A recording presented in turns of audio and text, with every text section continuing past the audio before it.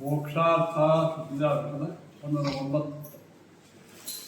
ಮೋಕ್ಷಾರ್ಥ ಶುದ್ಧಯೋ ಯಸ್ಮ ಮೋಕ್ಷಾರ್ಥ ಶುದ್ಧಯೋ ಯಸ್ಮಾತ್ ಅಜತಶ್ಚ ಪ್ರಸಾದತಃ ಮುನ್ನಿನೀಷತಿ ವಾಕ್ಯಾಚ್ಚ ಲೋಕದೃಷ್ಟಾನುಸಾರತಃ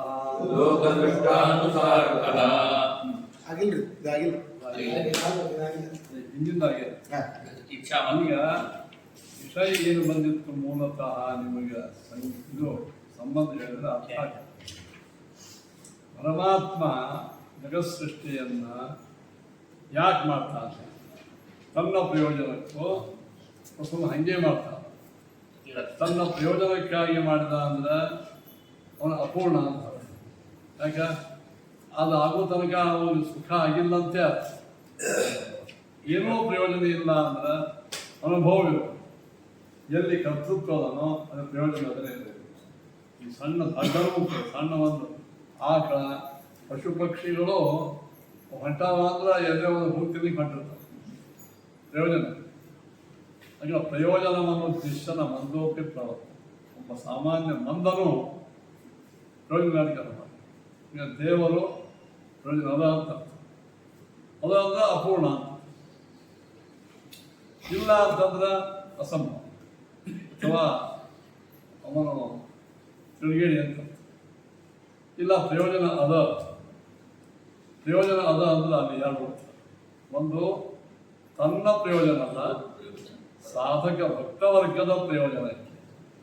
ನಾವು ನೀವೆಲ್ಲ ಮೋಕ್ಷಕ್ಕೆ ಹೋಗ್ಬೇಕಾಗಿ ಮೋಕ್ಷಕ್ಕೆ ಹೋಗಲಾರ್ದೇನೆ ನಮ್ಮ ಸುಖ ಇದೆ. ಹಾಗಾದ್ರೆ ಮೋಕ್ಷಕ್ಕೆ ನಾವು ಹೋಗಬೇಕಾದ್ರೆ ನಮಗೆ ಸಾಧನ ಆಗಬೇಕಾದರೆ ಸಾಧನ ಶರೀರ ಇರಬೇಕಾದರೆ ಅದಕ್ಕೆ ಬೇಕಾಗಿರ್ತಕ್ಕಂಥ ಸೃಷ್ಟಿ ಸ್ಥಿತಿ ಸಂಹಾರ ಇವೆಲ್ಲ ಬೇಕು. ಅದಕ್ಕಾಗಿ ಪರಮಾತ್ಮ ಜನರಿಗಾಗಿ, ತಾತ್ವಿಕ ಜನರಿಗಾಗಿ ಪರಮಾತ್ಮ ಅವನು ಜಗತ್ ಸೃಷ್ಟಿಯನ್ನು ಮಾಡ್ತಾನೆ. ಒಂದು ಇನ್ನೊಂದು ಆಪ್ತಕಾಮಸ್ಯ ಕಾಸ್ಪೃಹ. ದೇವರು ದೇವಶೇಷ ಸ್ವಭಾವ, ಅದೊಂದು ಸ್ವಭಾವ. ಅಂದ್ರೆ ಸೃಷ್ಟಿ ಮಾಡೋದು ಗಾಳಿಗೆ ನೀರಿಗೆ ಹೆಂಗೆ ಹರಿಯೋದು ಉರಿಯೋದು ಸ್ವಭಾವ. ದೇವರಿಗೆ ಸೃಷ್ಟಿ ಮಾಡೋದು ಒಂದು ಸ್ವಭಾವ ಒಂದು. ಇನ್ನೊಂದು ಜಗತ್ತಿನೊಳಗೆ ಮುಂದೆ ಬರಬೇಕಾದ ಹಿಂದೆ ಆಗಿರತಕ್ಕಂಥ ಎಲ್ಲ ಇಷ್ಟಾರ್ಥಗಳು ಯಾವನಿಗೆ ಈಗಾಗಲೇ ಬರ್ತು ಬಿಟ್ಟ ಅಥವಾ ಅವನೇ ಇಷ್ಟಾರ್ಥಗಳು, ಅವನಿಗೆ ಎಲ್ಲಿ ಇಚ್ಛಾ, ಅದು ಯಾವ ಇಚ್ಛೆ ಒಂದು ಸ್ವಭಾವದಿಂದ ಮಾಡ್ತಾನೆ. ಎರಡು ಉತ್ತರ ಸಿಕ್ತು. ಏನೋ ಪ್ರಯೋಜನವಿಲ್ಲದೇ ಇದ್ದರೂ ಅವನು ಸೃಷ್ಟಿ ಕಾರ್ಯ ಯಾಕೆ ಮಾಡ್ತಾನೆ? ಆನಂದೋದ್ರಿ. ನಾವು ಸಂಗೀತ ನಡೆದಾಗ ಕೈ ಆಕಾರ ಈಗ ಅಗಾಡಿಸ್ತೀವಲ್ಲ, ಅದೇನು ಪ್ರಯೋಜನಪ್ಪ? ಸ್ವಭಾವ. ಹಾಗೆ ಜಗತ್ ಸೃಷ್ಟಿ ಈಗ ಪರಮಾತ್ಮನ ಸ್ವಭಾವ ಒಂದು. ಇನ್ನೊಂದೇನು ಅಂತ ಹೇಳಿದ್ರೆ, ಪರರಿಗೆ ಪ್ರಯೋಜನ ಮಾಡೋದೇ ಅವನ ಸ್ವಭಾವ. ಲೋಕ ಕಲ್ಯಾಣ. ಲೋಕ ಕಲ್ಯಾಣಕ್ಕಾಗಿಯೇ ಅವನು. ಇದು ಎರಡನೇ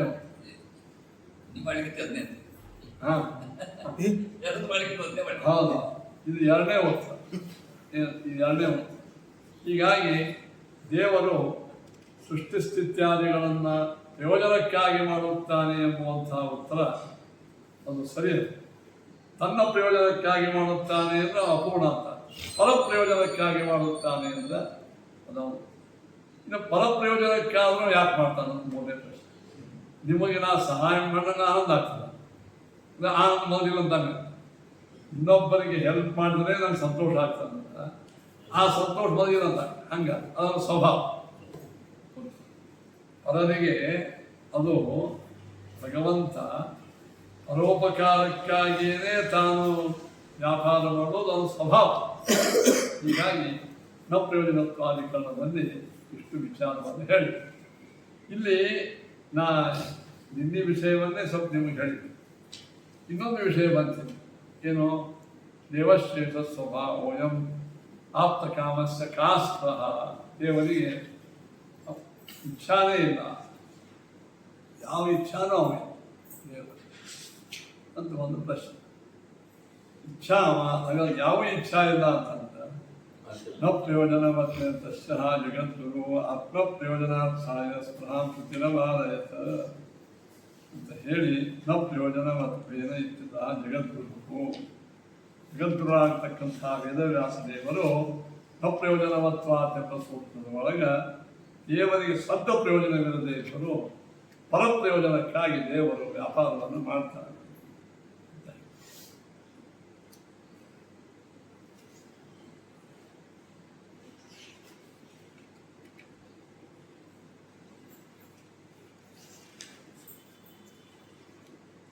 ಇನ್ನು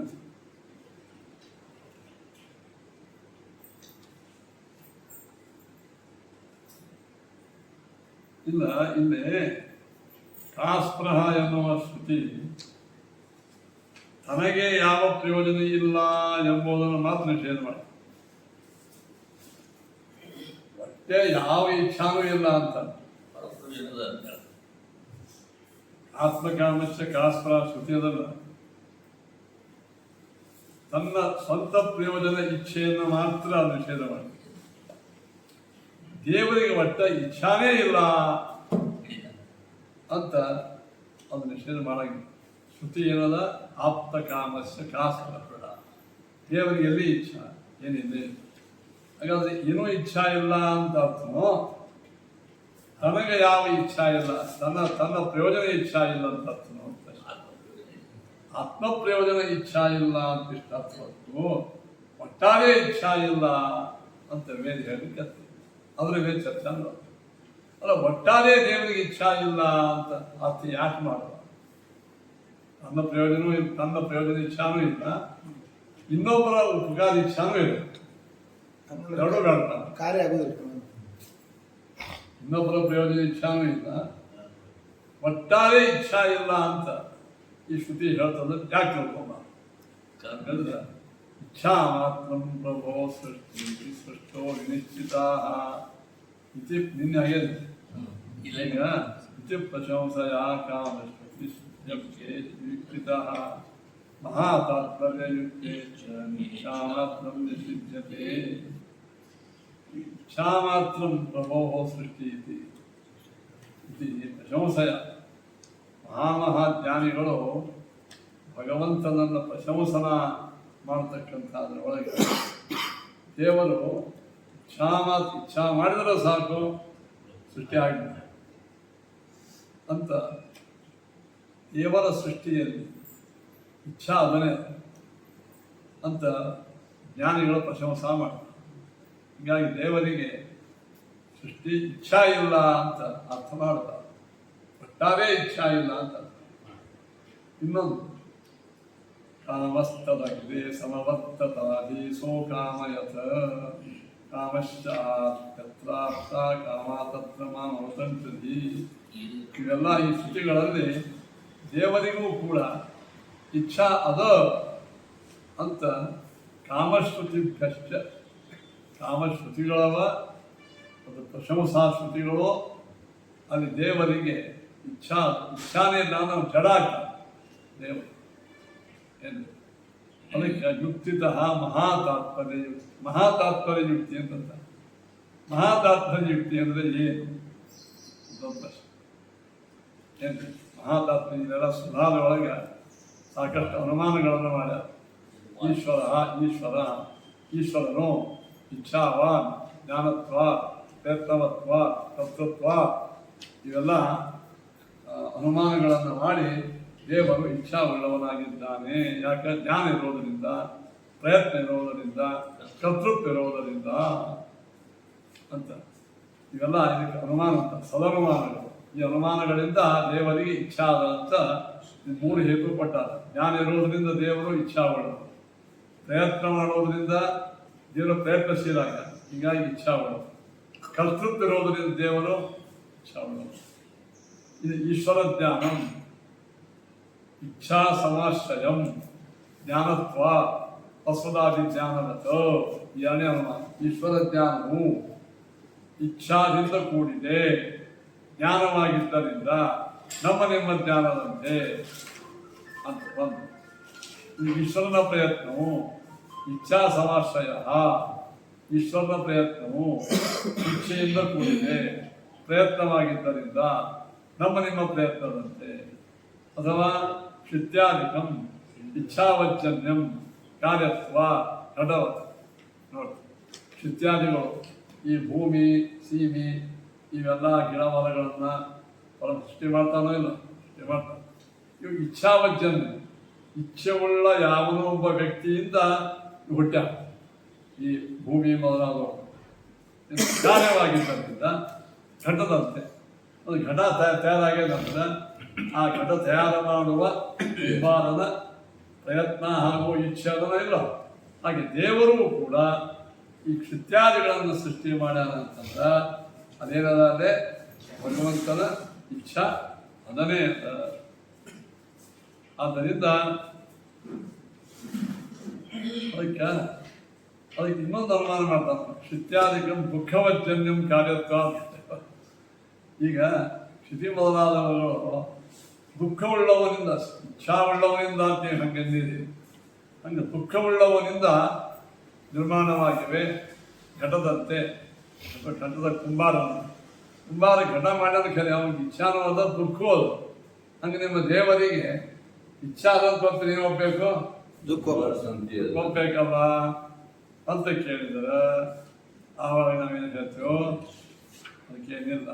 ಯಾಕೆ ಅಂತಂದರೆ ಕ್ಷಿತ್ಯಾಧಿಕಂ ಬುದ್ಧಿಮಜ್ಜನ್ಯಂ ಕಾರ್ಯತ್ವ, ಕ್ಷಿತ್ಯಾಧಿಕಂ ದುಃಖಿಜನ್ಯಂ ಇದೆರಡೂ ಬರ್ತದಲ್ಲ ಅಂತ ಕೇಳಿದ್ರೆ ಕರೆಕ್ಟ್. ಆದರೆ ಏನಾಗಿದೆ, ಪರಮಾತ್ಮನಿಗೆ ದುಃಖಾದಿಗಳು ಇಲ್ಲ ಅನ್ನೋಕ್ಕೆ ಶ್ರುತಿಗಳು. ಅದೇ ಕುಂಬಾರನಿಗೆ ಶ್ರುತಿಗಳು ದುಃಖ ಇನ್ನೊಂದು ಭೂಮಿ ಶ್ರುತಿಗಳು ಇಲ್ಲ. ಆದ್ದರಿಂದ ಇಚ್ಛಾಧಾರ್ಮಿಕ ಇದು ಶ್ರುತಿ ಅದು ದೇವರಿಗೆ, ದುಃಖ ಇಲ್ಲಂತೂ ಶ್ರುತಿ ಅದು. ಹೀಗಾಗಿ ನೀವು ಅಲ್ಲಿ ಯಾವುದೇ ಅನಿಷ್ಟ ಅಪರಾಧನವನ್ನು ಮಾಡಬಾರದು. ಹಾಗಾದರೆ ಮಹಾತಾತ್ಪರ್ಯಯುಕ್ತಿ ಈ ಸಂಪೂರ್ಣವಾಗಿರತಕ್ಕಂತಹ ವೇದಗಳ ಮಹಾತಾತ್ಪರ್ಯವೆಂದರೆ ಅದುಃಖಮಿತರ ಸರ್ವಂ ಜೀವ ಏವತು ದುಃಖಿನಃ ಯೇಷಾಂ ದುಃಖ ಪ್ರಹಾಣಾಯ ದೇಶ ಪ್ರವರ್ತತೆ. ಒಂದು ಶ್ರುತಿ. ಇಲ್ಲಿ ಮೂರು ವಸ್ತುಗಳು ದೇಶಪಾಂಡೆ ಮೂರು ವಸ್ತು ಯಾವ? ಪರಮಾತ್ಮ, ಜೀವಾತ್ಮ, ಒಂದು ಜಡ, ಮೂರವೇ. ಈ ಮೂರು ಒಳಗೆ ದುಃಖ ಯಾರಿಗಿಲ್ಲ ನರಸಿಂಹಮೂರ್ತಿ ಅವರೇ ಹೇಳಿ. ಈ ಮೂರು ದುಃಖ ಯಾರಿಗೆ? ಮೂರು ಮಂದಿ ಅವರು ದೇವರಿಗಿಲ್ಲ,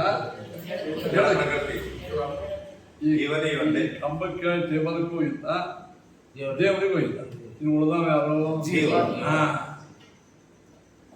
ಅವರ ದುಃಖವನ್ನು ನಿವಾರಣೆ ಮಾಡಲಿಕ್ಕೆ ಶ್ರುತಿ ಮಾಡ್ತಾರೆ.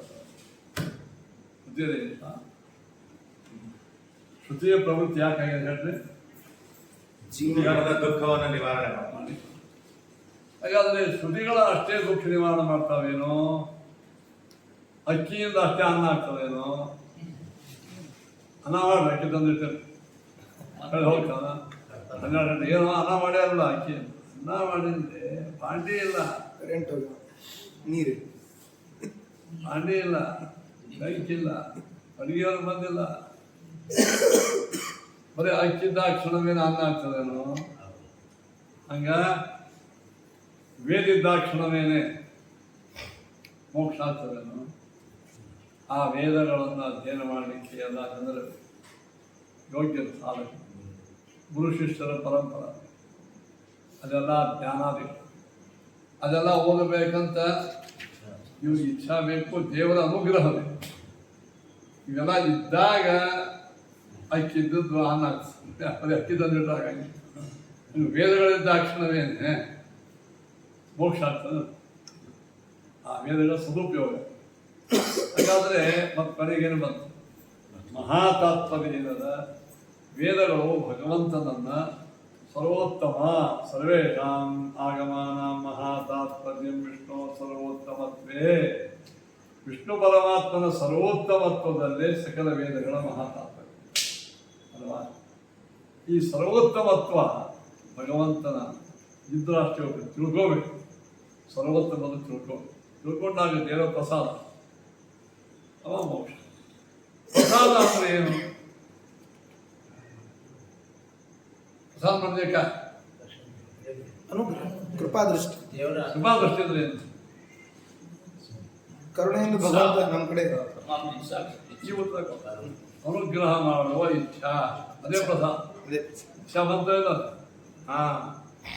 ಅನುಗ್ರಹ ಮಾಡುವ ಇಚ್ಛಾಕ್ಕೆ ಪ್ರಸಾದ ಅಲ್ವಾ?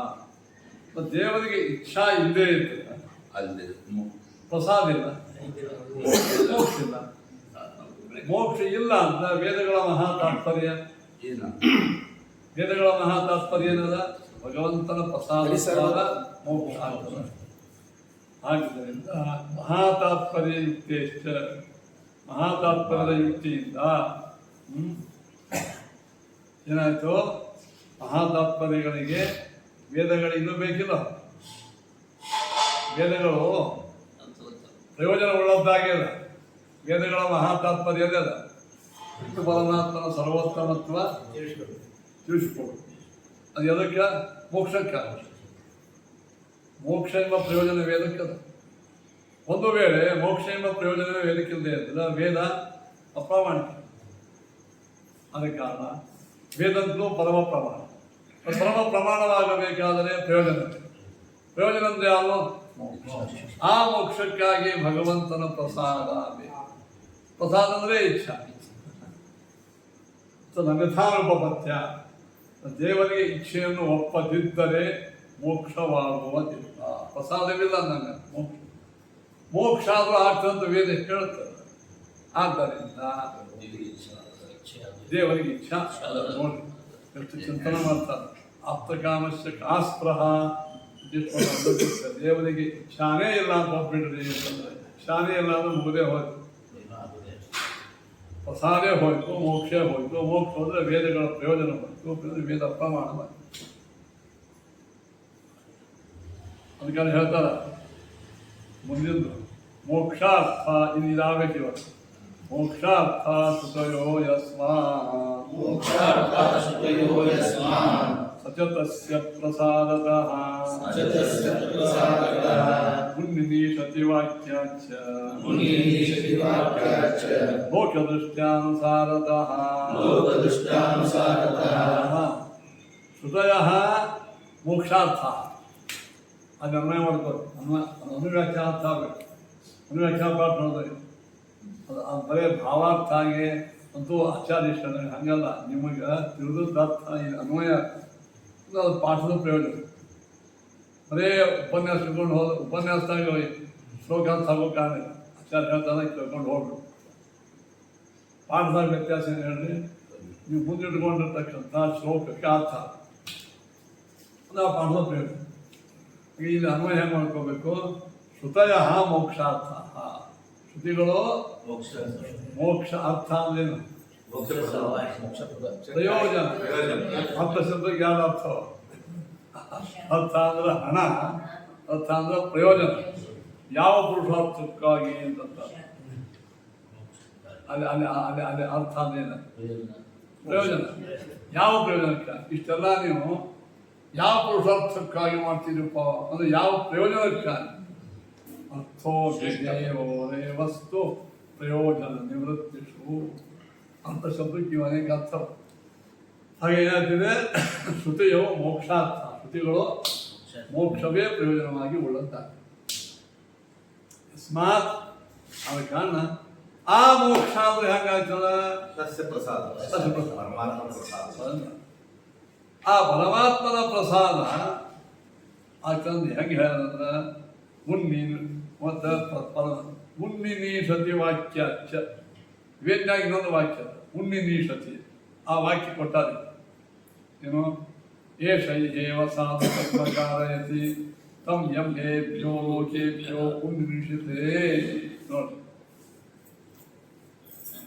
ಅರ್ಥೇನು? ಪರಮಾತ್ಮ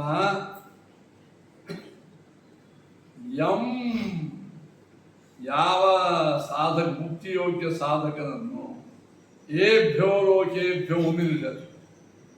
ಈ ಲೋಕದಿಂದ ವೈಕುಂಠಾದಿ ಲೋಕಕ್ಕೆ ಕರ್ಕೊಂಡು ಹೋಗಬೇಕು ಅಂತ ಇಚ್ಛಾ ಮಾಡುತ್ತಾನೆಯೋ ಉನ್ನಿನಿಷತೆ, ಇದು ಇಚ್ಛಾ ಅಂದ್ರೆ ಉನ್ನತಿಂ ಈಶತೆ, ಅವನ ಮೇಲೆ ಎತ್ತಲು ದೇವರು ಪ್ರಯತ್ನ ಮಾಡುತ್ತಾನೆ. ಯಾವನನ್ನು ಮೇಲೆ ಎತ್ತಲು ಪ್ರಯತ್ನ ಮಾಡುತ್ತಾನೆಯೋ ಅವನಿಗೆ ಮೋಕ್ಷ. ಏಷ ಏವ ಸಾಧು ಕರ್ಮ ಕಾರಯತಿ, ಅವ್ರ ಕಡೆಯಿಂದೇನೆ ಮೋಕ್ಷಕ್ಕೆ ಬೇಕಾದ ಸಾತ್ವಿಕ ಕಾರ್ಯ ಮಾಡಿಸ್ತಾನೆ. ಈ ನಿಮಗೆಲ್ಲ ತಂದು ಕುಡ್ಸಾನ ದೇವರು ಪಾಠಕ್ಕೆ ನಿಮ್ಮ ಮೋಕ್ಷಕ್ಕೆ ಇಚ್ಛಾ ಅಂದ್ರೆ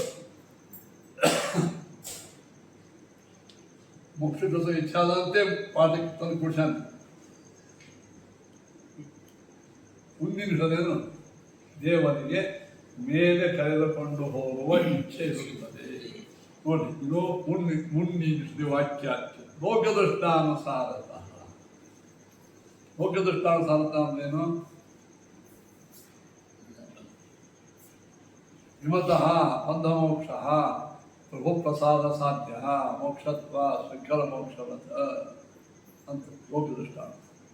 ಈ ಬಂಧ ಮೋಕ್ಷವು, ಈ ಎಲ್ಲ ಸಂಸಾರಕ್ಕಿಂತ ಮಂದಿಗಿರುವ ಬಂಧ ಮೋಕ್ಷವು ಪ್ರಭು ಪ್ರಸಾದ ಸಾಧ್ಯ, ಪ್ರಭುವಾದ ಪರಮಾತ್ಮನ ಪ್ರಸಾದದಿಂದ ಸಾಧ್ಯವಾಗಿದೆ, ಮೋಕ್ಷವಾಗಿದ್ದರಿಂದ ಶೃಂಖಲಾ ಮೋಕ್ಷವತ. ರಾಜನು ನಮಗೆಲ್ಲ ಬಂಧನ ಹಾಕಿರ್ತಾನೆ, ಅಲ್ಲಿ ಅವನ ಪ್ರಸಾದ ಆದರೆ ಆಗ್ತದಿಲ್ಲ. ರಾಜನ ಅನುಗ್ರಹ ಬಿಡ್ರಪ್ಪ ಇಲ್ಲ ಅವನಿಗೆ, ಹಂಗೆ ಬಿಡಂಗಿಲ್ಲ. ಹಂಗೆ ಜಗತ್ತಿನಲ್ಲಿ ಯಥಾದೃಷ್ಟ್ಯ ಪ್ರಸನ್ನ ರಾಜಾ ಬಂಧ ಪರಮಕೃತ ಏವಂ ದೃಷ್ಟ ಭಗವಾನ್ ಕುರಿಯ ಬಂಧ ಬೇರೆ ಇಲ್ಲ. ಆದ ಕಾರಣ ಈ ನಮ್ಮ ನಿಮ್ಮ ಎಲ್ಲರ ಬಂಧ ಮೋಕ್ಷಗಳು ಪ್ರಭು ಪ್ರಸಾದ ಸಾಧ್ಯವಾಗಿದೆ, ಪ್ರಭುವಾದ ಭಗವಂತನ ಪ್ರಸಾದದಿಂದ ಸಾಧ್ಯ ಆಗಿದೆ, ಮೋಕ್ಷ ಆಗಿದ್ದರಿಂದ ರಾಜನ ಮೋಕ್ಷದ ರಾಜನ ಮೋಕ್ಷ. ಇದೇ ಲೋಕದೃಷ್ಟ್ಯಾನುಸಾರ. ಲೋಕದಲ್ಲಿ ರಾಜರು ಪ್ರಸನ್ನರಾದರೆ ಹೆಂಗ ಬಂದೀಖಾನೆಯಲ್ಲಿರ್ತಕ್ಕಂತಹ ಕೈದಿಗಳು ಹೆಂಗ ಮುಕ್ತರಾಗುತ್ತಾರೆಯೋ ಲೋಕದೃಷ್ಟಿಯಲ್ಲಿ. ಲೋಕದೃಷ್ಟಿ ಮತ್ತು ಉನ್ನಿರುಷ ಅಂದ್ರೆ ದೇವರು ಬುದ್ಧತ್ವ ಇಚ್ಛಾ. ಈ ಎಲ್ಲ ಯಾಕೆ ಹೊಡೆದು ಗೊತ್ತಂತ ದೇವ್ರ ಇಚ್ಛಾ ಅಲ್ಲ.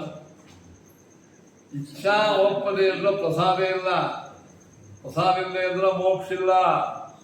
ವೇದ ಆದರೂ ಮೋಕ್ಷ ಪ್ರಯೋಜನ ಉಳ್ಳದ್ದಾಗ್ಯದ, ಅದಕ್ಕೆ ಆ ಪ್ರಯೋಜನ ಕೊಡಿಸುವ ಸಲುವಾಗಿ ಇಚ್ಛಾ ಮಹಾತಾತ್ ನೋಡ್ರಿ. ಇಚ್ಛಾ ನಿಮಿತ್ತಕೋ ಯಸ್ಮಾತ್ ತದಭಾವೇ ಕೃತಶ್ರುತಿ ಅಂದ್ರೆ ಇಚ್ಛಾ ನಿಮಿತ್ತಕೋ ಯಸ್ಮಾತ್ ತದಭಾವೇ ಕೃತಶ್ರುತಿ ಮಹಾತಾತ್ಪರ್ಯರಹಿತ ಮಾನತ್ವಂ ಗಮಿಷ್ಯತಿ. ನೋಡಿ, ಯಸ್ಮಾತ್ ಯಾವ ಕಾರಣದಿಂದ, ಯಸ್ಮಾತ್ ಅಂದ್ರೇನು? ಯಾವ ಕಾರಣದಿಂದ?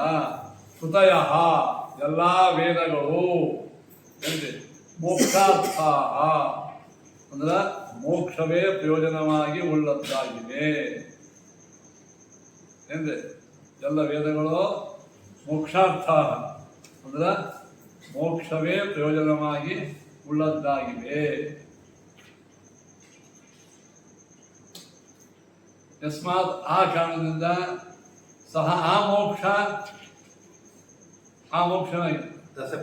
ತಸ್ಯ ಆ ಪರಮಾತ್ಮನ ಈಶ್ವರ ಪ್ರಸಾದದಿಂದಲೇ ಸಾಧ್ಯ. ತಸ್ಮಾತ್ ಆ ಕಾರಣದಿಂದ ಇಚ್ಛಾ ನಿಮಿತ್ತಕ ಈಶ್ವರನ ಪ್ರಸಾದವು ಇಚ್ಛಾ ನಿಮಿತ್ತಕವೇ ಆಗಿದೆ. ದೇವರ ಇಚ್ಛಾ ಆದ್ರೆ ಪ್ರಸಾದ ಆಗ್ತದಿಲ್ಲ. ಯಸ್ಮಾತ್ ಇಚ್ಛಾ ನಿಮಿತ್ತಕೋ ಯಸ್ಮಾತ್ ತದಭಾವೇ ಅಂದ್ರೆ ಏನು? ಇಚ್ಛಾ ಇರಲಿಲ್ಲ. ಆ ಇಚ್ಛಾ ಇರ್ಬೇಕಂದ್ರೆ ಕುತಃ ಆ ಇಚ್ಛಾನೇ ಇದ್ದೇ ಇರ್ತದೆ. ಈಶ್ವರ ಜ್ಞಾನ ಮೋಕ್ಷದಷ್ಟಾನುಸಾರತಃ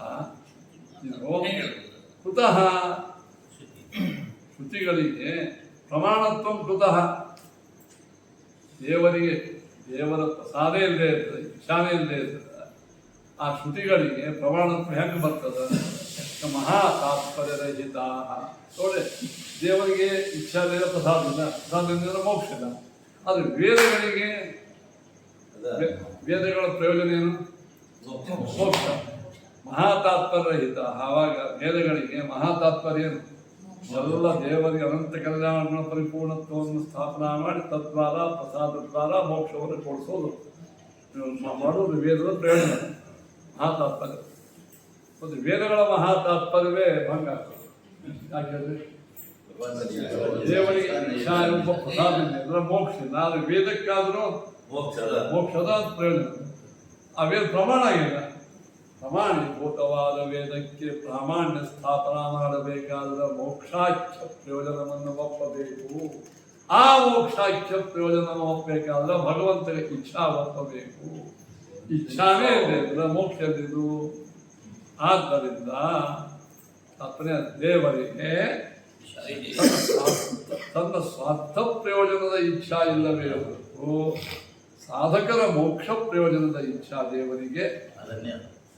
ಅದಕ್ಕೆ ಕಾರಣ ಆಪ್ತಕಾಮಶ್ಯ ಕಾಸ್ಪೃಹ ಎಂಬ ಆಕ್ಷೇಪ ವಾಕ್ಯದಲ್ಲಿ ಸರ್ವಾತ್ಮನ ಇಚ್ಛಾ ನಿಷೇಧ ಮಾಡಿಲ್ಲ. ಕಿಂತು ಭಗವಂತನಿಗೆ ಪರಪ್ರಯೋಜನ ರೂಪ ಇಚ್ಛಾ, ಪ್ರಸಾದ ರೂಪ ಇಚ್ಛಾ ಅದನ್ನೇ. ಅಂತೂ ವೇದ ಪ್ರಾಮಾಣ್ಯದ ಸ್ಥಾಪನೆಗಾಗಿ ಇಷ್ಟೆಲ್ಲ ಗುರುಮುರಿ. ಆದ್ರೆ ಇನ್ನೊಂದು ಪ್ರಶ್ನೆ ಮಾಡ್ತಾರೆ, ಮುಂದಿನ ಪ್ರಶ್ನೆ. ವೇದಗಳಿಗೆ ಪ್ರಯೋಜನ ಇಲ್ಲದೆ ಇರ್ತದೆ, ಪ್ರಾಮಾಣ್ಯವೇ ಇಲ್ಲ ಅಂತಿಮವಾಗ. ಆದ್ರೆ ಪ್ರಾಮಾಣ್ಯ ಸ್ವತಃ ಅಂತೀವಿ. ಇನ್ನೊಬ್ಬರಿಂದ ಪ್ರಾಮಾಣ್ಯ ಬರಂಗಿಲ್ಲ, ಸ್ವಯಂ ಪ್ರಮಾಣ. ಈ ನೀವು ವೇದ ಪ್ರಮಾಣಂ ಪ್ರಯೋಜನವತ್ವ ಅಂದಂಗ ವೇದವು ಪ್ರಮಾಣವಾಗಿದೆ. ಪ್ರಯೋಜನವತ್ವ ಎಂಬ ಹೇತುವಿನ ಶುರು ಬಂದು ಪ್ರಾಮಾಣ್ಯ ಪರಸ್ಪರ ತತ್ವಸ್ವ ಸ್ವತಃ ಆಗಿಲ್ಲ. ನಾನು ಪ್ರಮಾಣ ಸರ್ಟಿಫಿಕೇಟ್ ನೀವು ಕೊಟ್ಟ ಮೇಲೆ ನಾನು ಪ್ರಾಮಾಣಿಕ, ಸ್ವತಃ ನಾನು ಪ್ರಮಾಣ ಅದೇ ಅಂದಂಗೆ ಆಯ್ತಿಲ್ಲ. ಹಿಂದೇನು ಹೇಳಿರಿ? ವೇದ ಪ್ರಾಮಾಣ್ಯ ಸ್ವತಃ. ವೇದದ ಪ್ರಾಮಾಣ್ಯ ಸ್ವತಃ. ಸ್ವತಃ ಅಂದ್ರೇನು? ವೇದ ತನ್ನ ವಾಕ್ಯಗಳಿಂದ ಜ್ಞಾನ ಮಾಡಿ ಕೊಡುವ ವೇಳಕ್ಕೆ ಪ್ರಾಮಾಣ್ಯವನ್ನು ನೀವು ಮುಟ್ಟಿಸಿಬಿಟ್ಟು ಅದರ ಪ್ರಾಮಾಣ್ಯ ಸ್ಥಾಪನಾ ಮಾಡಲಿಕ್ಕೆ ಇನ್ನೊಂದು ಪ್ರಮಾಣ ಬೇಕಾಗಿಲ್ಲ. ಯಾಕೆ ಹೇಳಿ? ಅನವಸ್ಥಾ ಬರ್ತದೆ. ವೇದ ಪ್ರಮಾಣಕ್ಕೆ ಇನ್ನೊಂದು ಪ್ರಮಾಣ, ಅದ್ರ ಪ್ರಮಾಣ ಹೀಗಾಗಿ ಅದಕ್ಕೆ ಕಾರಣ ವೇದಕ್ಕೆ ಸ್ವತಃ ಪ್ರಾಮಾಣ್ಯ ಒಪ್ಪಿದ್ದೀವಿ. ಸ್ವತಃ ಪ್ರಾಮಾಣ್ಯ ಒಪ್ಪಿದ ಮೇಲೆ ಪ್ರಯೋಜನಮತ್ವ ಎಂಬ ಹೇತುವಿನಿಂದ ನೀವು ಪ್ರಾಮಾಣ್ಯ ಸ್ಥಾಪನಾ ಮಾಡಿದ್ರೆ ಏನು ಬರ್ತದೆ? ಪರತಸ್ತು ಬರ್ತದಲ್ಲ ಅಂತೊಂದು ಪ್ರಶ್ನೆ. ಇದನ್ನು ಬೇರೆ ಶುರುವಾಯಿತು. ಯಾಥಾರ್ಥ್ಯಮೇ ಅಂದ್ರೆ ಯಾಥಾರ್ಥ್ಯಮೇವ ಮಾನತ್ವಂ ಅಭಿವಾಕ್ಯಂ ಪ್ರಯೋಜಕಂ ಮಾನತ್ವಮಿತಿ ತತ್ರಾಪಿ ಸಂಪೂರ್ಣ ಪ್ರಯೋಜನಂ. ಮಾನತ್ವಂ ಅಂದ್ರೆ ಪ್ರಾಮಾಣ್ಯ. ವೇದಕ್ಕೆ ಪ್ರಾಮಾಣ್ಯವು ಏನಿದೆ ಅಂದ್ರೆ ಫಲವತ್ವದಿಂದ ವ್ಯಾಪ್ತವಾಗಿಲ್ಲ.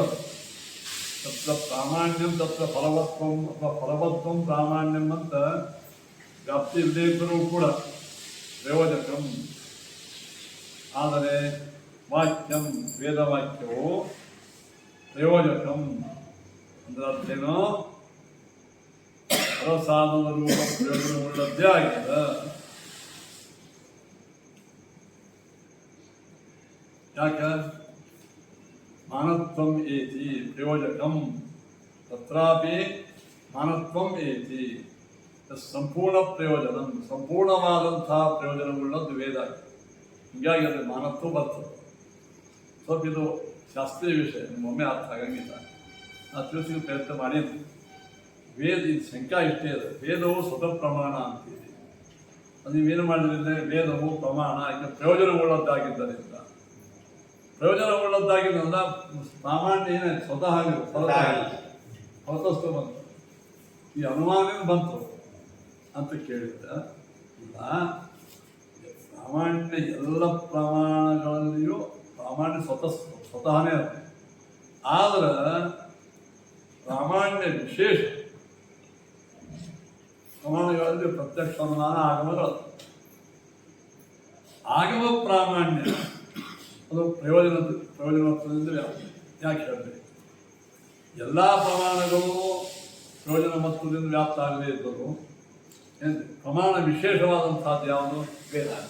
ಹಾಗೆ ಅದು ವಾಕ್ಯಗಳ ಪ್ರಯೋಜನ ಯಾಕೆ ಮಾಡ್ತಿದ್ವಿ? ವಿಷಯ ತಿಳಿಸ್ಕೊಡು. ಯಾರಿಗೆ? ನಿಮಗೇನು ಜಿಜ್ಞಾಸೆ ಪ್ರಯೋಗ ಯಾವ ಮಾಡ್ತಾನೆ ಅವನು? ಜಿಜ್ಞಾಸುಗಳಿಗೆ ಅಂದ್ರೆ ವಾಕ್ಯ ಪ್ರಯೋಜನದ ಉದ್ದೇಶ ಪರರಿಗೆ ಬೋಧನ ಮಾಡುವುದು. ಪರರಿಗೆ ಬೋಧನ ಆಗದೆ ಆ ವಾಕ್ಯ ಪ್ರಮಾಣ ಅಲ್ಲ. ಆಪ್ತನೇ ಪ್ರಯೋಗ ಮಾಡ ಪರನಿಗೆ ಬೋಧ ಆಗಿಲ್ಲ. ಬೋಧ ಅಂದ್ರೆ ಪರನ ಬೋಧ ಯಾಕೆ ಮಾಡ್ಕೊತಾರ? ಪ್ರಯೋಜನಕ್ಕೆ ಜ್ಞಾನ ಪ್ರಯೋಜನವೋ, ಸ್ವರ್ಗ ಪ್ರಯೋಜನವೋ, ಮೋಕ್ಷ ಪ್ರಯೋಜನವೋ. ಇದು ವಾಕ್ಯದಿಂದ ಒಂದು ಪ್ರಯೋಜನಕ್ಕೆ ಆ ಪ್ರಯೋಜನ ಫಿಲಪ್ ಆಗದೆ ಇದ್ರೆ ವಾಕ್ಯದ ಉದ್ದೇಶ ಏನಾಯಿತು? ಅಪೂರ್ಣ. ಇನ್ನೊಂದು ವಾಕ್ಯ ಪ್ರಮಾಣ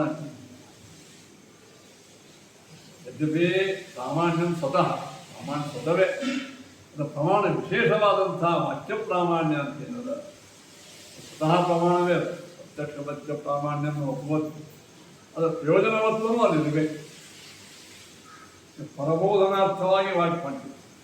ಪರನಿಗೆ ಬೋಧವೇ ಆಗದೆ ಇದ್ರೆ ಆ ವಾಕ್ಯ ಪ್ರಮಾಣ. ಆದ್ದರಿಂದ ನಾವೇನು ಮಾಡಬೇಕು? ಅದ್ರಲ್ಲಿ ಸಂಪೂರ್ಣ ಪ್ರಯೋಜನಂ ಮಾನತ್ವಂ ಏತಿ, ವಾಕ್ಯಂ ಪ್ರಯೋಜಕಂ ಮಾನತ್ವಂ ಏತಿ. ಅದೇ ಅರ್ಥ, ಪ್ರಯೋಜನವುಳ್ಳ ವಾಕ್ಯವು ಪ್ರಮಾಣತ್ವನು ಹೊಂದು ತತ್ರಾಪಿ ಅದರೊಳಗೂ ಕೂಡ ನೋಡ್ರಿ ಏನು ಸಂಪೂರ್ಣ ಪ್ರಯೋಜನಂ ಅಂತ ಅದರೊಳಗೂ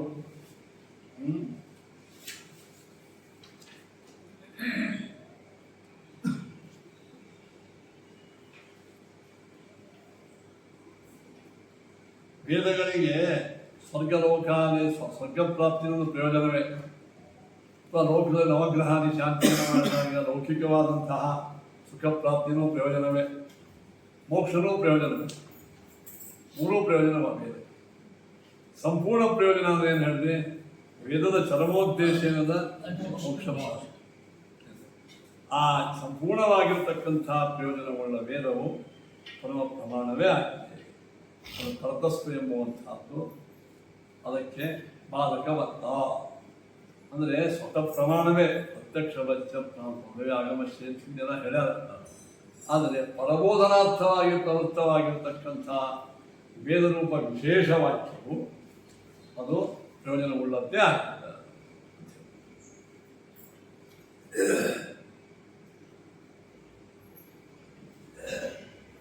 ಅಂದರೆ ವಿಷಯ ಪ್ರಯೋಜನಾದಿಗಳು ಸಾಮಾನ್ಯದ ನಿರ್ಣಯಕ್ಕೆ ಕಾರಣ ಆಗ್ತಾವ.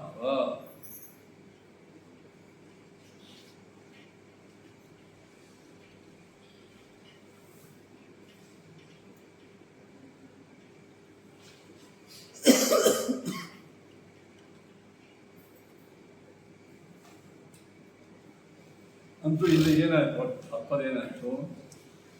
ಈ ಸಂಪೂರ್ಣವಾದಂತಹ ಜಗತ್ಸೃಷ್ಟಿ ರೂಪ ಪರಮಾತ್ಮನ ವ್ಯಾಪಾರವು ಇದು ಪ್ರಯೋಜನವುಳ್ಳದ್ದಾಗಿದ್ದರಿಂದ ದೇವರು ಅಪೂರ್ಣಾದ ಅಂತ ಆಕ್ಷೇಪ ಬಂದಾಗ ದೇವರಿಗೆ ಯಾವ ಪ್ರಯೋಜನವಿಲ್ಲ? ದೇವರಿಗೆ ಪರಪ್ರಯೋಜನವೂ ಕೂಡ ಅದು ಕೂಡ ಅಪೂರ್ಣ. ದೇವರು ಇನ್ನೊಬ್ಬರಿಗೆ ಹೆಲ್ಪ್ ಮಾಡಿದಾಗೆ ಕೆಲವು ನಿಂತದ್ದು.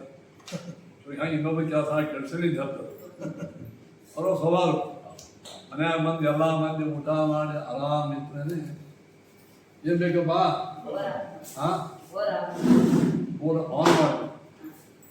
ಆನ್ ಮಾಡಿ ಹಂಗೆ ಸ್ವಭಾವ ದೇವರು.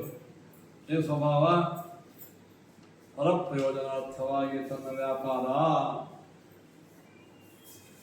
ಸ್ವಭಾವ ಇರೋದ್ರಿಂದ ಅದು ಯಾವ. ಹಾಗಾದರೆ ಇದು ಸಮಾಧಾನ.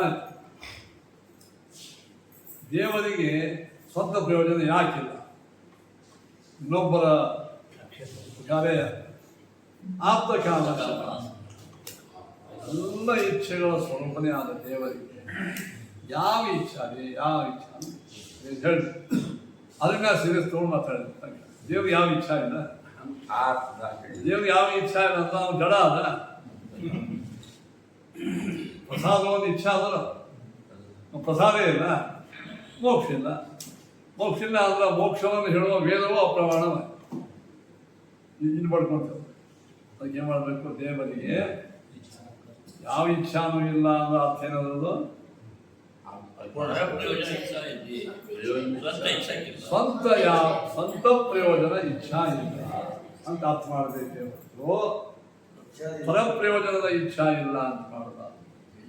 ವೇದವ್ಯಾಸರು ನ ಪ್ರಯೋಜನವತ್ವ ಎಂಬುವಂಥ ಜಗದ್ಗುರುಗಳಾದ ವೇದವ್ಯಾಸರು ಹೇಳಿದ್ದು ಈ ಅರ್ಥವಾಗಿ ಹೊರತು ತಾವೇ ದೇವರಿಗೆ ಯಾವ ಇಚ್ಛಾನೂ ಇಲ್ಲ ಅಂತ ಹೇಳಲಿಕ್ಕೆ ಅಂಟಿಲ್ಲ. ಭಗವಂತನ ಸರ್ವ ಗುಣಗಳನ್ನ ತಿಳುವಳಿಕೆ ಮಾಡ್ಕೋದೇ, ಭಗವಂತನ ಸರ್ವ ಗುಣಗಳನ್ನ ತಿಳುವಳಿಕೆ ಮಾಡ್ಕೋದೇ ಉದ್ದೇಶ ಆಗಿದೆ. ಅದಲ್ಲ ಈ ಅಧಿಕಾರದ ಅದಲ್ಲ ಒಟ್ಟು ದೇವ ಸರ್ವೋತ್ತಮ ಅಂತ ಹೇಳಲಿಕ್ಕೆ ಇದು ಹೊಂಟಿಲ್ಲ. ಯಾಕೆ ಹೊಂಟದ ಪ್ರಶ್ನೆ ಏನು? ಅಲ್ಲ, ದೇವರು ಸೃಷ್ಟಿ ಸ್ಥಿತ್ಯಾದಿಗಳನ್ನ ಪ್ರಯೋಜನ ಇಟ್ಕೊಂಡು ಮಾಡ್ತಾನೋ ಇಟ್ಕೊಂಡು ಮಾಡ್ತಾನೆ. ಅವನಿಗೆ ಪ್ರಯೋಜನ ಇಲ್ಲ. ಅವು ಪ್ರಯೋಜನ ಇಟ್ಕೊಂಡು ಮಾಡ್ತಾನಂದ್ರೆ ಅಪೂರ್ಣ ಅದ. ಮಕ್ಕಳಿಗಾಗಿ ಇಷ್ಟೆಲ್ಲ ಸೇವಾ ಮಾಡ್ಕೊತಾರ ಅಂದ್ರೆ ಮಕ್ಕಳಿಲ್ಲ ದುಃಖ ಮಾಡ್ಲಿಕ್ಕತ್ತಾರ, ಮಕ್ಕಳು ಆಗ್ತಾರ ಸಂತೋಷ. ಅಂದ್ರೆ ಏನಾಯ್ತು, ಅವರಿಗೂ ಒಂದು ಅಪೂರ್ಣತ್ವದ ದೇವರು ಸೃಷ್ಟಿ ವ್ಯಾಪಾರವನ್ನ ಪ್ರಯೋಜನಕ್ಕಾಗಿ ಮಾಡ್ತಾನೆ ಅಂದ್ರೆ ಅಪೂರ್ಣ ಅದ. ಪ್ರಯೋಜನ ಅದ ಅಂದ್ರೆ ಅಪೂರ್ಣ, ಇಲ್ಲ ಅಂದ್ರೆ ದಾಟ. ಎರಡೂ ತ್ರಾಸ ಅದ. ಈಗ ಜಗತ್ತಿನೊಳಗೆ ಏನೋ ಪ್ರಯೋಜನ ದಡ್ಡ ವ್ಯಕ್ತಿನೂ ಪ್ರಯೋಜನ ಕೆಲಸ ಮಾಡಂಗಿಲ್ಲ. ಅದು ಕರ್ತೃತ್ವ ಇಲ್ಲ. ಮತ್ತೆ ಕರ್ತೃತ್ವದ ಅಂದ್ರೆ ಪ್ರಯೋಜನ ಇದೇ ಬೇಕು. ಹಿಂಗೆ ಹೆಂಗೆ ಮಾಡ್ತೀವಿ ಅಂತ ಪ್ರಶ್ನೆ ಬಂದಾಗ ಪ್ರಯೋಜನವತ್ವ ದೇವರಿಗೆ ಕರ್ತೃತ್ವನೂ ಅದ, ಅಪೂರ್ಣತ್ವನೂ ಇಲ್ಲ. ಯಾಕಂದ್ರೆ ಅದಕ್ಕೆ ಉತ್ತರ ಎರಡು ಕೊಟ್ಟು. ಒಂದು ಪರಪ್ರಯೋಜನಾರ್ಥವಾಗಿ ದೇವರನ್ನ ತನ್ನ ಪ್ರಯೋಜನಕ್ಕಾಗಿ ಅಪೂರ್ಣತ್ವ ಬರ್ತದೆ. ಪರಪ್ರಯೋಜನಕ್ಕಾಗಿ ಮಾಡ್ತಾನೆ. ಅಲ್ಲ, ಪರಪ್ರಯೋಜನವೂ ಕೂಡ ದೇವರಿಗೆ ಯಾಕೆ ಅದರಿಂದ ನಮಗೇನ ಅದನ್ನು ಸ್ವಭಾವ ದೇವಶೇಷ ಸ್ವಭಾವ ಅಂತಲ್ಲಿ ಎಲ್ಲಿದೆ. ದೇವಶೇಷ ಸ್ವಭಾವ ಆಪ್ತಕಾಮಸ್ಯ ಆಸ್ತ. ದೇವರ ಸ್ವಭಾವ ನಮಗೆ ಯಾವ ಇಚ್ಛಾನೂ ನಮಗಿಲ್ಲ. ಯಾವ ಇಚ್ಛಾ ಇಲ್ಲ ಅಂತ ಹಂಗ ದೇವರಿಗೆ ಇಚ್ಛಾನೇ ಇಲ್ಲ ಅಂದ್ರೆ ಮೋಕ್ಷ ಹಂಗಾಗ್ತದೆ ಹೇಳಿ. ಮೋಕ್ಷ ಹಂಗಾಗ್ತದ ಪ್ರಸಾದ ಪ್ರಸಾದ ಪ್ರಸಾದ ಪ್ರಸಾದ ಹಂಗಾಗ್ತದ ಅಲ್ಲ. ಪ್ರಸಾದ ದೇವರ ಇಚ್ಛಾ. ಪ್ರಸಾದ ಇಚ್ಛಾ ಯಾವಾಗ ಆಗ್ತದೆ? ಅಪರೋಕ್ಷ ಜ್ಞಾನ. ಅದೇ ಜ್ಞಾನ. ಅಪರೋಕ್ಷ ಜ್ಞಾನ ಯಾವಾಗ ಆಗ್ತದೆ? ಭಕ್ತಿ ಹೆಂಗಾಗ್ತದೆ? ಜ್ಞಾನ ಹೆಂಗಾಗ್ತದೆ? ಶ್ರವಣ ಮನನ ನಿಧ್ಯಾಸನ. ಇದೇನು ಜಿಜ್ಞಾಸ ಇಲ್ಲ. ಶ್ರವಣ ಮನನ ನಿಧಿಧ್ಯಾಸದ ರೂಪ ಜಿಜ್ಞಾಸೆಯಿಂದ ಅಪರೋಕ್ಷ ಜ್ಞಾನ, ತದ್ವಾರ ವಿಶಿಷ್ಟ ಭಕ್ತಿಯಿಂದ ಪರಮಾತ್ಮನ ಪ್ರಸಾದ ಮೋಕ್ಷ. ಈ ಮೋಕ್ಷವೇ ಆಗ್ತದಂತ ಯಾರು ವೇದ ಹೇಳೋದು. ಅಂದರೆ ವೇದ ಹೊಂಟದ್ದೇ ವೇದದ ಮಹಾ ತಾತ್ಪರ್ಯ ಭಗವಂತನ ಅನಂತ ಗುಣಗಳನ್ನು ತಿಳಿಸುವ ಮೂಲಕವಾಗಿ ವಿಶಿಷ್ಟ ಪ್ರಯೋಜನವನ್ನು ಹೇಳ. ಆದ್ದರಿಂದ ವೇದದ ಮಹಾ ತಾತ್ಪರ್ಯ ಫಿಲಪ್ ಆಗಬೇಕಾದ್ರೆ, ಅಂದ್ರೆ ನಿಶ್ಚಯ ಆಗಬೇಕಾದ್ರೆ ಏನಾಗಬೇಕು? ಮೋಕ್ಷ ಸಿದ್ಧಾಂತ. ಆ ಮೋಕ್ಷ ಬರಬೇಕಾದ್ರೆ ದೇವರ ಪ್ರಸಾದ. ಪ್ರಸಾದ ಬರಬೇಕಾದ್ರೆ ದೇವರಿಗೆ ಇಚ್ಛಾ ಬೇಕು. ಇಚ್ಛೆಯನ್ನೇ ನಿವಾರಣೆ ಮಾಡಿಬಿಟ್ರೆ ಪ್ರಸಾದ ಇಲ್ಲ. ಇಲ್ಲಾಂದ್ರೆ ಮೋಕ್ಷ. ಮೋಕ್ಷ ವೇದ ಪ್ರಮಾಣ. ಈ ಎಲ್ಲ ಕಾರಣಗಳಿಂದ ಭಗವಂತನು ಪ್ರಯೋಜನವುಳ್ಳವನೂ ಆಗ್ಯಾನ, ಇಚ್ಛಾವುಳ್ಳವನೂ ಆಗ್ಯಾನ, ಅಪೂರ್ಣತ್ವ ದೇವರಿಗೆ ಇಲ್ಲ ಎಂಬುವಂಥ ವೇದಗಳು ಪ್ರಮಾಣ. ಈ ಒಂದು 3-4 ಪ್ರಮೇಯಗಳನ್ನು ಕಟ್ಟೆ ಮಾಡಲಿಕ್ಕೆ ಈ ನ ಪ್ರಯೋಜನತ್ವ ಅಧಿಕರಣ. ಇನ್ನು ವೈಷಮ್ಯ ನಿರ್ಘಣ್ಯೇನ ಸಾಪೇಕ್ಷತ್ವ ದರ್ಶಯತಿ ಚ. ವೈಷಮ್ಯಾಧಿಕರಣ ಅಂತ ಇದೆ ಸರ. ಇವೆಲ್ಲ ನಿಮಗೆ ಆಗಾಗ್ಗೆ ನಿಮ್ಮ ತಲೆಯಲ್ಲಿ ಸಂಶಯ ಬರೆಸುವುದೇ ಇವೆಲ್ಲ ದೇವರ ವಿಷಯಗಳು. ಅದು ಇಲ್ಲಿ ಚಿಂತನೆ ಮಾಡ ಸುಧಾರ ಏನು ವೈಷಮ್ಯ ನಿರ್ಘಣ್ಯೇ ಅಪೇಕ್ಷತ್ವ ತಥಾ ಸೇತಿ ಓಂ. ದೇವರು ಸೃಷ್ಟಿ ಮಾಡ್ತಾನ, ಓಕೆ ಒಪ್ಕೊಂಡ್ವಿ. ಮಂದಿ ಸಲುವಾಗಿನೇ ಮಾಡ್ತಾನ, ಓಕೆ ಒಪ್ಕೊಂಡ್ವಿ. ಅವನಿಗೇನು ಯಾವುದು ಕಾಯಿಲೆ ಇಲ್ಲ, ಒಪ್ಕೊಂಡ್ವಿ. ಅವನ ಗುಣ ಪರಿಪೂರ್ಣ, ಓಕೆ ಒಪ್ಕೊಂಡ್ವಿ. ಇನ್ನೂ ಸಂಶಯ ಬರ್ತದೆ. ದೇವರು ಎಲ್ಲ ಜನರಿಗೆ ಏನು ಸುಖಾದಿಗಳನ್ನು ಕೊಡ್ತಾನ, ಜ್ಞಾನ ಕೊಡ್ತಾನ, ಭಕ್ತಿ ಕೊಡ್ತಾನ, ಎಲ್ಲರಿಗೂ ಸಮಾನ ಕೊಡ್ತಾನೋ ವಿಷಮ ಕೊಡ್ತಾನ. ಇದೆಲ್ಲ ಇದು ಜ್ವಲಂತ ಪ್ರಶ್ನೆಗಳು. ಅವರ ಕರ್ಮಾನುಸಾರ ಸಮಾನ ಕೊಡ್ತಾರೆ. ಏನ್ರಿ ವೈಷಮ್ಯ ದೇವರು ಮನಬಂದಂತೆ ಕೊಡ್ತಾನಂದ್ರೆ ವೈಷಮ್ಯ ನಿರ್ಘಣ್ಯ ಬರ್ತದೆ. ವೈಷಮ್ಯ ನಿರ್ಘಣ ಅಂದ್ರೆ ನಿರ್ದಯ ಅವೆಲ್ಲ ಅಲ್ಲಿ ಸಾಯಂಕಾಲ ಪಾಪ ಬಂತ ಹಸಿ ನಡ್ಗೆ ಹಂಗೆ ಇಲ್ಲ. ಇವು ಭಯಂಕರ ಸಂಪತ್ತಿ ಕೊಡುವಾಗ ಏನೂ ಕೊಡೋದಿಲ್ಲ.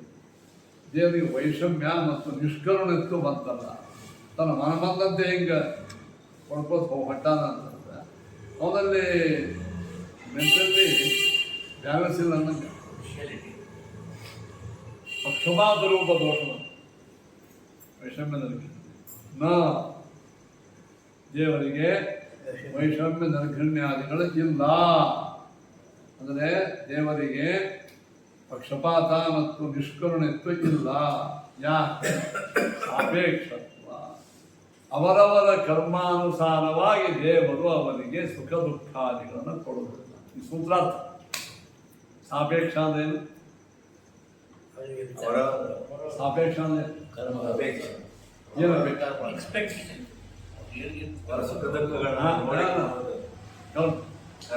ಅವರ ಒಳ್ಳೆಯ ಕರ್ಮ ಕೆಟ್ಟ ಕರ್ಮಗಳನ್ನು ಅಪೇಕ್ಷಿಸಿಕೊಂಡು ಸುಖ ದುಃಖಾದಿಗಳನ್ನು ಹೊರತು ಅವನಿಗೆ ಯಾವ ಪಕ್ಷಪಾತ. ದುಃಖಿ ಇದ್ದಾನ, ಅವನು ಭಿಕ್ಷುಕಿದ್ದಾನಂತ ಒಳ್ಳೆಯ ಸಂಪತ್ತಿದ್ದಾಗ ಮನೆ ಮುಂದೆ ಬಂದು ಭಿಕ್ಷುಕರು ಬಂದು ಅವನಿಗೆ ಬಹಳ ಕರುಣೆಯನ್ನು ಬಿಡ್ಕೊಂಡು ನಡೆ ಹೊರಗೆ ಒಳಗೆ ಹೋಗಣೆ ಅದೆಲ್ಲರಿಗೆ ತಾವೊಬ್ಬೇ ಊಟ ಮಾಡಿ ದರಿದ್ರ. ಅನ್ನ ಮಾಡದ ಜೀವನಿಗೆ ಗುಲ್ಮ ರೋಗವೇ ಸಾಕ್ಷಿ.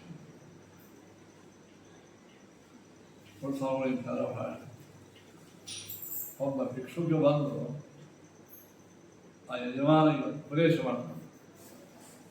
ಏನು? ನಿನ್ನ ಯೋಗ್ಯತಾನುಸಾರವಾಗಿ ನನಗೆ ಸಹಾಯ ದಾನವನ್ನು ಮಾಡಿ ನೀನು ನಿನ್ನಂತೆ ನನ್ನಂತೆ ಆಗಬೇಡ ಅಂದ್ರೆ ಅರ್ಥ ಏನೋ? ನಾನು ನಿನ್ನ ಮನೆ ಮುಂದೆ ಬಂದೇನು, ನಿನ್ನ ಯೋಗ್ಯತಾನುಸಾರವಾಗಿ ದಾನ ಮಾಡಿ ಅಂದ್ರೆ ನೀನು ಈಗ ಹೆಂಗಿದ್ದೀನಿ ಶ್ರೀಮಂತ ಹೀಗೆ ಉಳಿತು.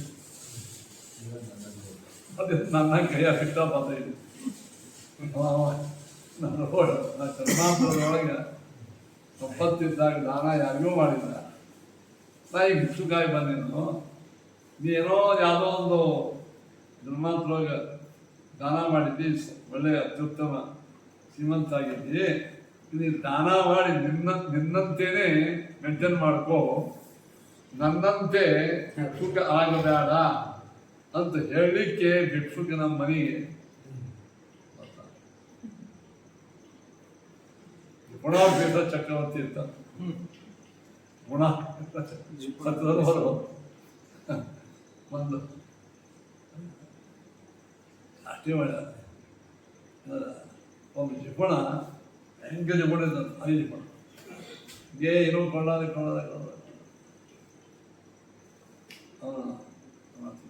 ಅವನು ಸತ್ತ ತಾಯಿ ಹೊಟ್ಟೆ ಹಾಕ್ಬಿಟ್ಟು ತಾಯಿ ಹೊಟ್ಟೆ ಒಳಗೆ ಹೋಗ ಅವ ಬರೇ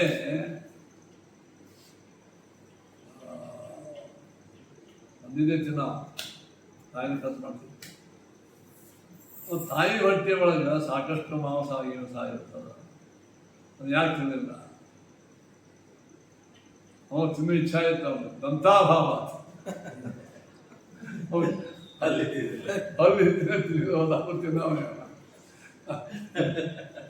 ತಿನ್ನಬೇಕಂತ ಇಚ್ಛಾ ಇತ್ತು. ಆದ್ರೆ ದಂತಾಭಾವ ಅಲ್ಲೊಂದು ಬಿಟ್ಟ ಅವರು ತಿನ್ನ ಚಲೋ ತಿಂತು ಒಂದು ಕಡೆ ಜಾತಿ ಮಾಡಿ ಹಂಗೆ ದೇವರು ವೈಷಮ್ಯ ನಿರ್ಗಣ್ಯ ದೇವರಿಗೆ ಇಲ್ಲ. ಯಾಕೆ? ಸಾಪೇಕ್ಷ. ಅವರವರ ಒಳ್ಳೆಯ ಕರ್ಮ ಕೆಟ್ಟ ಕರ್ಮಗಳನ್ನು ನೋಡಿಕೊಂಡು ದೇವರು ಅವರಿಗೆ ಏನು ಮಾಡ್ತಾನ? ಈಗೇನೋ ಮಹಾದಾನಿ ಆಗಿರೋದು, ಈಗೇನೋ ಮಹಾದೇವರು ಹೊತ್ತಾಗಿರೋದು, ಅದು ಸ್ವಲ್ಪ ದರಿದ್ರ ಇರ್ತಾನೆ. ಹೆಂಗಂದ್ರೆ ಜನ್ಮಾತ್ರ ಹೋಗಿ ಅದು ಹೋದ ಮೇಲೆ ಪುನಃ ಮತ್ತೆ ಸರಿಯಾಗಿ ದರ್ಶಿ ಹೀಗೆ ವೇದ ಹೇಳ್ತದೆ. ಪುಣ್ಯೇನ ಪುಣ್ಯಲೋಕಂ ಪಾಪೇನ ಪಾಪಂ ಒಂದು ವೇದ. ಪುಣ್ಯದಿಂದ ಪುಣ್ಯಲೋಕ, ಪಾಪ ದರ್ಶಯತಿ. ಈಗ ವೇದ ಹೇಳೋದ್ರಿಂದ ದೇವರಿಗೆ ಪಕ್ಷಪಾತಾದಿ ಯಾವುದೇ ವಿಚಾರ ಇಲ್ಲ. ನ ಕರ್ಮ ಅವಿಭಾಗಾದಿತಿ ಚೇತ್ ನ ಅನಾದಿತ್ವಾತ್ ಓಂ.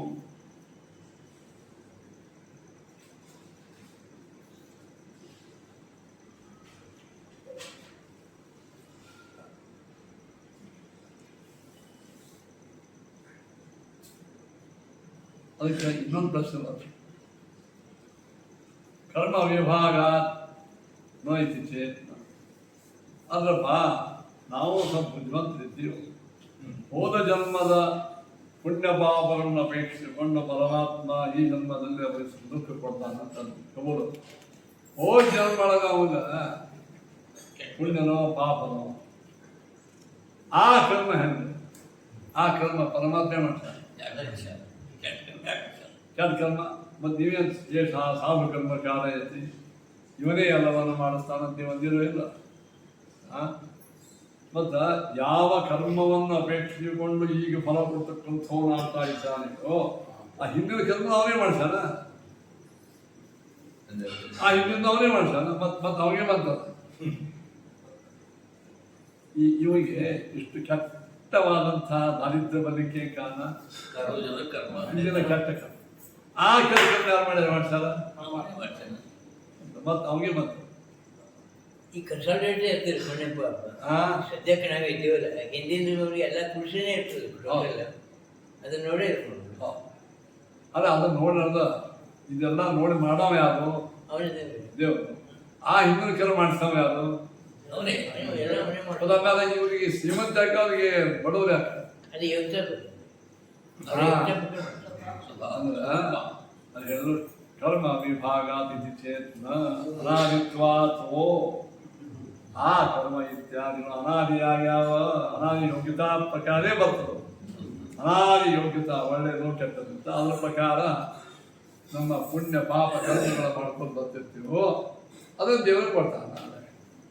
ಒಬ್ಬ ರೈತ ಇದ್ದಾನೆ ಅಂದಾಗ ಅವನು ಮಾವಿನ ಬೀಜನೂ ಬಿತ್ತಾನ, ಬೇವಿನ ಬೀಜನೂ ಬಿತ್ತಾನ. ಮಾವಿನ ಬೀಜ ಬಿತ್ತಿ ಯಾವುದಕ್ಕೂ ಖಾತ್ ಹಾಕ್ತಾನೆ, ನೀರು ಹಾಕ್ತಾನೆ, ಬೆಳಿತಾವ ಗಿಡ. ಮಾವಿನ ಹಣ್ಣು ತಂದು ಕೊಡ್ತಾನೆ, ಸಿಹಿ ಹಣ್ಣು. ಇದ್ರೊಳಗೆ ರೈತನ ತಪ್ಪೇನು? ಯಾಕ? ಅಲ್ಲ ಅವನೇ ಮಾಡ್ದಂಗ, ನೀರು ಅವನೇ ಹಾಕ. ಮತ್ತು ಅವನೇ ಮಾಡ್ದಂಗೆ ಆಗ್ತದೆ. ಬೇವಿನ ಮರ, ಮಾವಿನ ಮರ ಅವನೇ ಮಾಡ್ದಂಗೆ ಆಗ್ತದ. ನಿಮಿತ್ತ ಬೀಜ ಅದೇ ಆ ಬೀಜವನ್ನು ಇನ್ನೊಂದು ಹಿಡ್ದಿರ್ತದಲ್ಲ, ಆ ಗಿಡ ಮಾಡ್ದವ್ ರೈತರ ಹಿಂಗೆ ಹೋದ. ಇವು ಬೇವಿನ ಬೀಜ, ಆ ಬೀಜ ಹೆಂಗೆ ಬಂತು? ಆ ಗಿಡ ಬೆಳೆಸ್ತಾವ ಯಾರು? ಯಾವುದು ಹಿಂದಿನ ಅದೇ ಹೆಂಗೆ ಬೆಳೆಸ್ತಾನೆ? ಹಿಂಗೆ ಬಂತ ಬೀಜದಲ್ಲಿ ಅನಾದಿ ಕಾಲದಿಂದ ಆ ಬೇವಿನ ಬೀಜ ಅದ. ಅನಾದಿ ಕಾಲ ಮಾವಿನ ಬೀಜ ಅದ.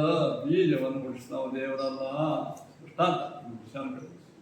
ಸ್ವಭಾವ ಜೀವನ ಅನಾದಿಯಾದಂಥ ಏನು ಸ್ವಭಾವ, ಆ ಸ್ವಭಾವಕ್ಕೆ ಅನುಗುಣವಾಗಿ ಇಲ್ಲಿ ಸತ್ಗುಣ ರಜೋಗುಣ ಅವು ಕೂಟ ಸ್ವಲ್ಪ ಅದ್ರದ್ದು ಇರುವ ಮಣ್ಣಿಂದು, ನೀರಿಂದು, ಗೊಬ್ಬರದ್ದು ಇರೋದ ರೋಗಲ್ಲ ಚೆನ್ನಾಗಿದೆ. ಮೂಲಭೂತವಾದಂಥದ್ದು ಯಾವುದೋ ಸ್ವಭಾವ ಅನಾದಿತ್ವ. ಆದ ಕಾರಣ ಪರಮಾತ್ಮನಿಗೆ ಅನಾದಿಯಾದಂತಹ ಕರ್ಮವನ್ನು ಬೇಯಿಸಿಕೊಂಡೆ ಫಲವನ್ನು ಕೊಡುವಂಥದ್ದು ದೇವರಿಗೆ ಏನಿಲ್ಲ.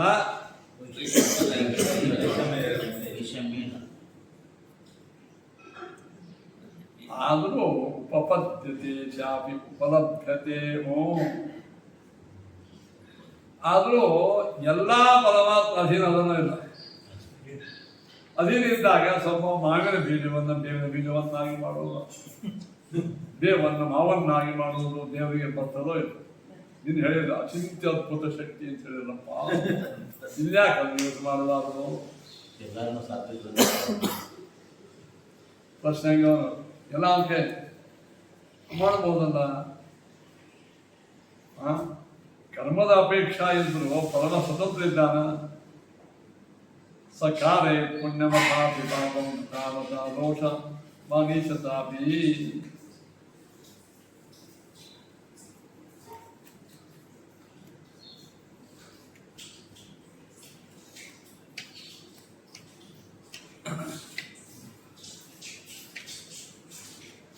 ಸ್ವತಂತ್ರವಾಗಿ ದೇವರಿದ್ದಾನ ಎಲ್ಲ ಅವನೇ ಮಾಡಬಹುದು, ಅನ್ನಂಗಿಲ್ಲ.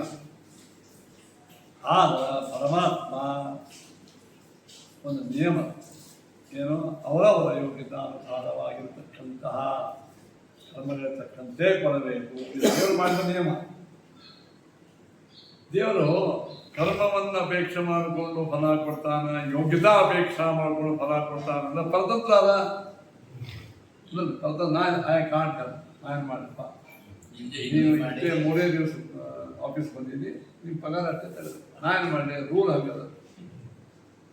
ಇವ ಫುಲ್ ಡೇ ಬಂದ 30 ದಿವಸ ಅವ್ನು ಫಲ ಕೊಡ್ತೀನಿ, ನೀವು ಮ್ಯಾನೇಜರ್ ಇರ್ತೀನಿ, ಅವ್ನ ಪಗಾರ ಕ್ರೆಡಿಟ್ ಬಂದ್ರೆ ಹೆಚ್ಚು ಕೊಡ್ತೀನಿ. ಯಾಕಂದ್ರೆ ನೀ ಕೆಲಸ ಅಷ್ಟೇ ಮಾಡಿದ್ದೀನಿ. ಹಿಂಗ್ಯಾಕ ನಾ ಏನು ಮಾಡಲಿ, ನೀವೇ ಹಂಗವ, ಕಾಯ್ದೆ ಹಂಗವ. ಅಂದರೆ ದೇವರು ಕೂಡ ಕಾಯ್ದೆಗೆ ಅಧೀನ ಆದ ಅಂದಮೇಲೆ ಅವನು ಸ್ವತಂತ್ರ, ಸ್ವತಂತ್ರತ್ವ ಹೋಯಿತು ಅಂತ ಕೇಳಿದ್ರೆ ಕಾಯ್ದೆ ಮಾಡಿದವನೇ ಅವ. ಅದಕ್ಕೆ ಈ ನಿಯಮವನ್ನು ಮಾಡಿದವ ಪರಮಾತ್ಮ. ಆ ನಿಯಮವನ್ನು, ತನ್ನ ನಿಯಮವನ್ನು ತಾನೇ ಪರಿಪಾಲನೆ ಮಾಡೋದು ಸ್ವತಂತ್ರ. ಏನಪ್ಪ, 7:30 ಗಂಟೆಗೆ ಪಾಠಕ್ಕೆ ಬರಬೇಕಂತ ನೀವೆಲ್ಲ ನೇಮ ಮಾಡ್ಕೊಂಡಿರಿ, ನಾವು ಮಾಡಿ. ನೀವು ಸ್ವತಂತ್ರ ನೀವೇ ಮಾಡಿದ್ರೆ ನಿಯಮ. ಇದಕ್ಕೆ ದೊಡ್ಡ ಸ್ವಾಮಿಗಳು ಇದ್ದ ಹಾಗೆ ವಿದ್ಯಾಧೀಶರು ನಿರ್ಣಯ ಮಾಡಿದ್ರೆ ಏಕಾದಶಿ ಒಂದು ನಿರ್ಣಯದ ಅದಂತೆ ಎಲ್ಲರೂ ಕೂಡ ನಿರ್ಣಯ ಮಾಡ್ತಾರೆ. ಇದೆಲ್ಲ ದೊಡ್ಡ ಪಂಡಿತರು ಭಾಳ ವಾದ ಹಾಕಿ ಹಂಗಿಲ್ಲ ಹಿಂಗಿಲ್ಲ. ನಮ್ಮ ಮಠ ಇದ್ರೂ ನಾವು ಹಂಗೆ ಮಾಡಂಗಿಲ್ಲ. ಅವಾಗ ಕಷ್ಟ ನೋಡಪ್ಪ, ಈಗ ನಿರ್ಣಯ ನಾ ಮಾಡಿದ್ವು, ನೀವು ಮಾಡಿದ್ವಿ, ವಿದ್ಯಾಧೀಶರು ಮಾಡಿದ್ರು, ವಿದ್ಯಾಧೀಶ ನಿರ್ಣಯ. ಆ ನಿರ್ಣಯ ಅಂತೆ ನಾವು ಪಂಚಾಂಗವನ್ನು ಮಾಡ್ತೀವಿ. ಏಕಾಶಿ ನೀವು ಹೇಳಿಬಿಡು, ವಿದ್ಯಾಧೀಶರು ಮಾಡಿದ್ದು ನಾವು ಒಪ್ಪಂಗಿಲ್ಲ. ನನ್ನ ಮಾತು ಕೇಳಬೇಡ, ನಾ ಈ ಸ್ವಾಮಿಗಳಾಗೇನೋ ಪೀಠ ಆಯ್ತು, ಇದು ನಾ ಅಂಕ ನಮ್ಮ ನಿರ್ಣಯ ಮಾಡ್ಕೊತಿಲ್ಲ, ವಿದ್ಯಾಧೀಶರು ಏನು ನಿರ್ಣಯ ಮಾಡಲ್ಲ ಬಿಡು. ವಿದ್ಯಾಧೀಶರು ನಾವು ಸಮ್ಮತ ಅಲ್ಲ. ನನ್ನ ಉಪಕಾರಕ್ಕೆ ಯಾರು ಮಾಡಬೇಡ. ಮೊದಲು ಪರಂಪರಾ ಅಲ್ಲ, ಅದು ಪರಂಪರಾ ಜವಾಬ್ದಾರಿ ಪಂಡಿತರಿಗೂ, ಸ್ವಾಮಿಗಳಿಗೂ, ಗೃಹಸ್ಥರಿಗೂ.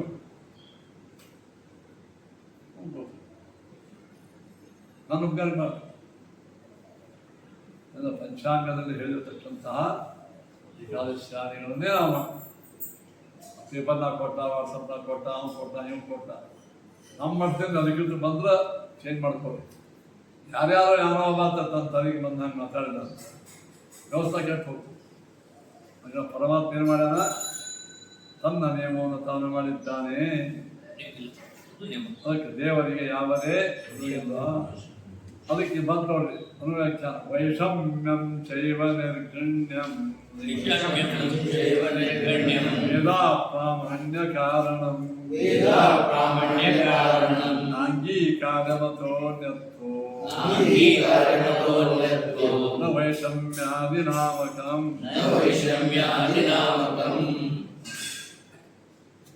ನೀವು ದೇವರಿಗೆ ವೈಷಮ್ಯ ಮತ್ತು ನಿರ್ಗಣ್ಯ ಅಂತ ಹೇಳಿದ್ರೆ ವೇದಕ್ಕೆ ಅಪ್ರಾಮಾಣ್ಯ ಬರ್ತದೆ. ದೇವರು ವೇದ ಏನು ಹೇಳ್ತಾರೆ, ದೇವರು ನಿರ್ದೋಷ ಅಂತ ಹೇಳ್ತಾರೆ, ನಿರ್ದೋಷ ಅಂತ ಹೇಳ್ತಾರೆ. ನಿರ್ದೋಷ ಅಂತ ಹೇಳಿದಾಗ ದೇವರಿಗೆ ವೈಷಮ್ಯ ನಿರ್ಗಣ್ಯ ಅಂದ್ರೆ ಪಕ್ಷಪಾತ, ನಿಷ್ಕರುಣೆ ಅಂತ ಹೇಳಿದರೆ ವೇದವು ಹೇಳ್ತಕ್ಕಂಥ ಪ್ರಮೇಯಕ್ಕೆ ವಿರೋಧ ಆಗ್ತದೆ. ಯಾಕೆ ವೇದ ಏನು ಹೇಳ್ತದೆ, ದೇವರು ನಿರ್ದುಷ್ಟ ಅಂತ. ನೀನು ಹೇಳ್ತೀವಿ ವೈಷಮ್ಯ ಹೇಳ್ತಾರೆ. ವೇದಕ್ಕೆ ಅಪ್ರಾಮಾಣ್ಯಕ, ಇಂಥದ್ದನ್ನು ನಾವು ದೇವ್ರಿಗೆ ಒಪ್ಕೋಬಾರ್ದು. ಅನ್ಯತ್ತೋ